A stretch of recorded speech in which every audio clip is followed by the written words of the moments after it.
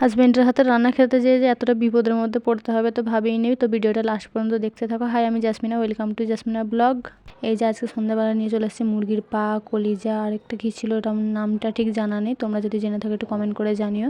তো এই যে এখন পরিষ্কার করে নিচ্ছি। অনেকটা তো ঘৃণা লাগে, কিন্তু কিছু করার নেই, করতেই হবে। এই বিদেশে এসে অনেক কিছু খাওয়া শিখে গেছি। এখন ভালোভাবে পরিষ্কার করে এখন চলে এসেছি ধুয়ে নিতে। 2-3 বার করে ধুয়েছি, কারণ একটু বালি বালি মতন ছিল। 2-3 বার করে যেহেতু ধুয়েছি, ভালোভাবে ধোয়া হয়ে গেছে।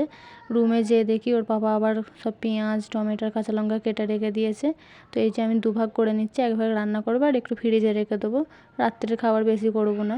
এদিকে পেঁয়াজ লাল হয়ে গেছে, তারপরে টমেটোর কাটা, কাঁচা লঙ্কাটা দিয়ে নিয়েছে। দেওয়ার পরে অনেকক্ষণ নাড়িয়ে চাড়িয়ে মুরগির পাটা দিয়ে ভালোভাবে কষিয়ে নেবে। তারপরে মশলাটা দেবে। তো কিছুক্ষণ পরে আদা রসুনটা দিয়ে দিয়েছিল। তারপর ভালোভাবে কষাতে কষাতে এমন যে হয়ে যাবে, মানে নুনটাও দিতে ভুলে গেছে। যে দেখো মশলাগুলো সব দিয়ে নিচ্ছে, লঙ্কা গুঁড়ো, জিরের গুঁড়ো, হলদি গুঁড়ো দিয়ে মশলাগুলো দিয়ে তো ভালোভাবে কষাচ্ছিলো। তার মধ্যে আবার মানে সাইডে ধরে গেছে। আবার এই যে নুন দিতেও ভুলে গেছিলো। তারপরে নুনটা দিয়ে ভালোভাবে কষিয়ে নিয়ে গরম মশলা দিয়ে চাপা দিয়ে কিছুক্ষণ রেখে দিয়েছিলো। তারপরে এই যে ভালোই হয়েছিল খেতে। তো ভিডিওটা লাইক না করে কেউ যাবে না। Bye bye.